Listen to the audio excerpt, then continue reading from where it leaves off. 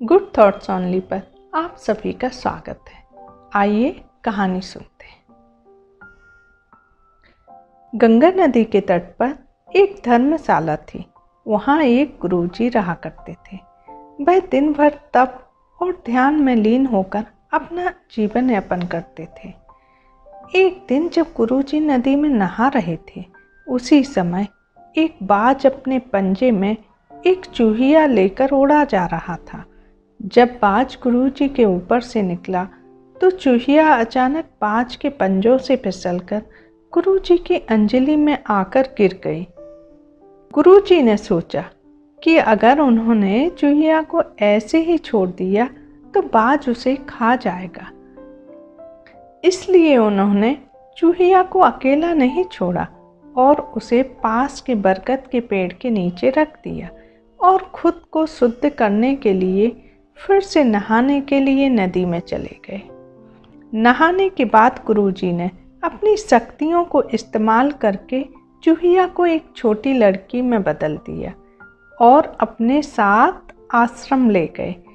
गुरुजी ने आश्रम पहुंचकर सारी बात अपनी पत्नी को बताई और कहा, हमारी कोई संतान नहीं है, इसलिए इसे ईश्वर का वरदान समझकर स्वीकार करो और इसका अच्छे से लालन पालन करो।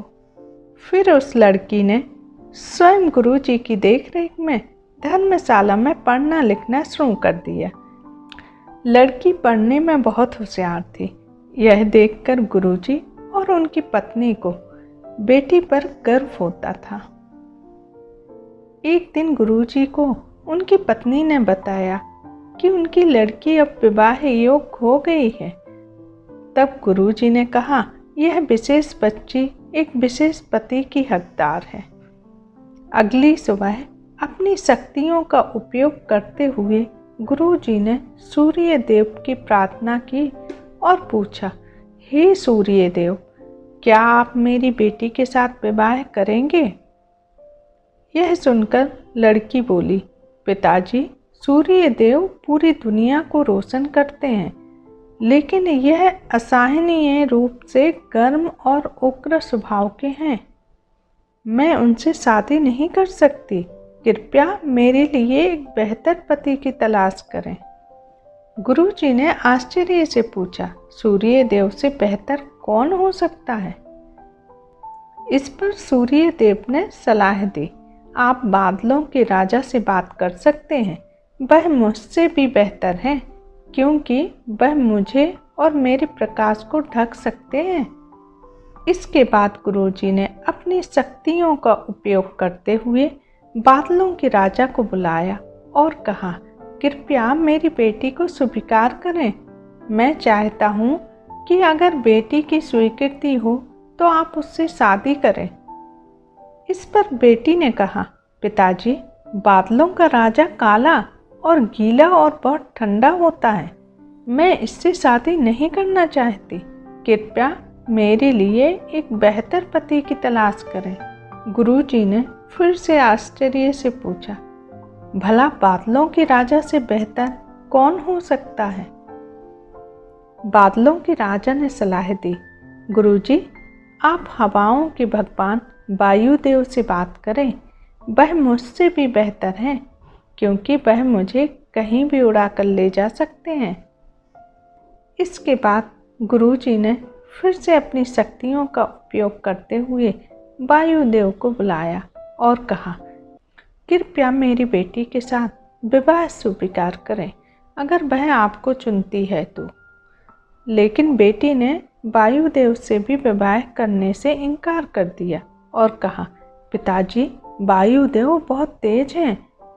वह अपनी दिशा बदलते रहते हैं। मैं उनसे शादी नहीं कर सकती। कृपया मेरे लिए एक बेहतर पति की तलाश करें।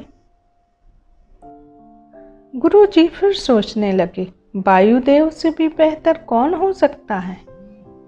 इस पर वायुदेव ने सलाह दी, आप पहाड़ों के राजा से इस विषय में बात कर सकते हैं।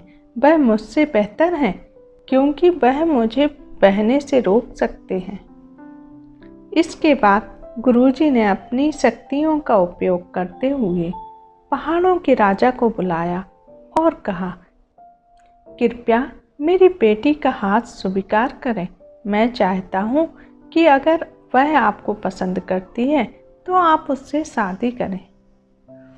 फिर बेटी ने कहा, पिता, पहाड़ों के राजा बहुत कठोर हैं, वह अचल हैं, मैं उनसे शादी नहीं करना चाहती। कृपया मेरे लिए एक बेहतर पति की तलाश करें। गुरुजी ने सोचा, पहाड़ों के राजा से भी बेहतर कौन हो सकता है।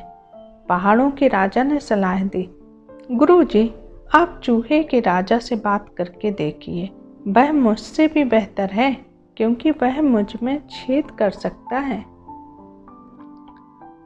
आखिर गुरुजी ने अपनी शक्तियों का उपयोग करते हुए चूहे के राजा को बुलाया और कहा, कृपया मेरी बेटी का हाथ स्वीकार करें। मैं चाहता हूँ कि आप उससे शादी करें अगर वह आपसे शादी करना चाहे। जब बेटी चूहे के राजा से मिली तो वह खुश होकर शादी के लिए राजी हो गई। गुरु ने अपनी बेटी को एक सुंदर चूहिया के रूप में वापस बदल दिया। इस प्रकार गुरुजी की बेटी चूहिया का विवाह संपन्न हुआ। जो जन्म से जैसा होता है उसका स्वभाव कभी नहीं बदल सकता।